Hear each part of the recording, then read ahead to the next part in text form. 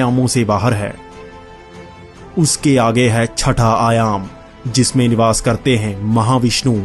महाविष्णु के भी 3 भाग हैं, जो है महाविष्णु, गर्भोदकस्य विष्णु और कशिरोदकस्य विष्णु।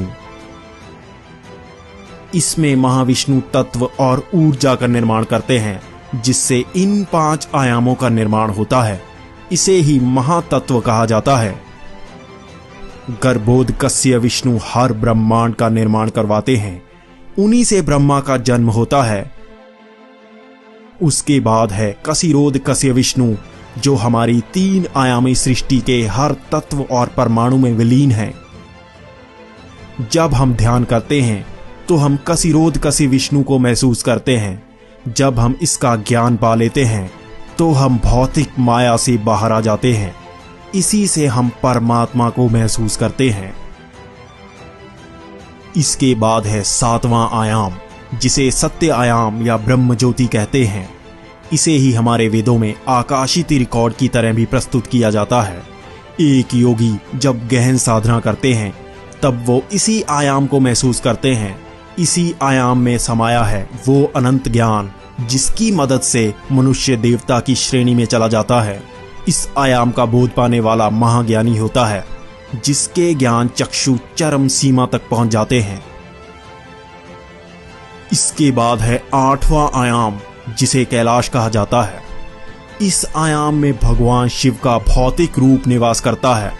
उनका कार्य ही 7 आयामों का संतुलन बनाए रखना है।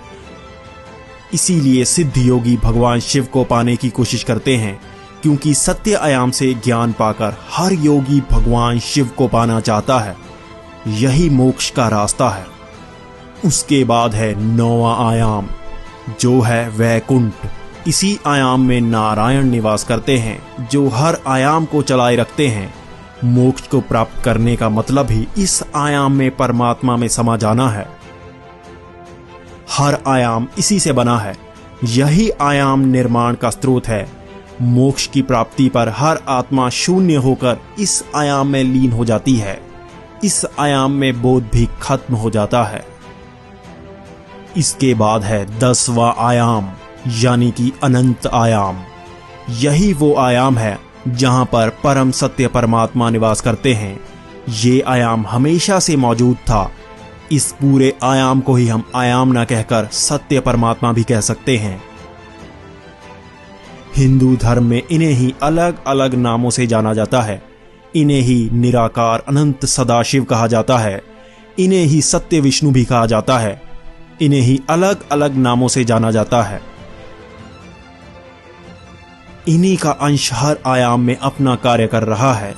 इसी आयाम के अंदर ही किसी न किसी रूप में 64 आयाम बसे हैं। हम उसकी पूरी जानकारी नहीं जुटा सकते।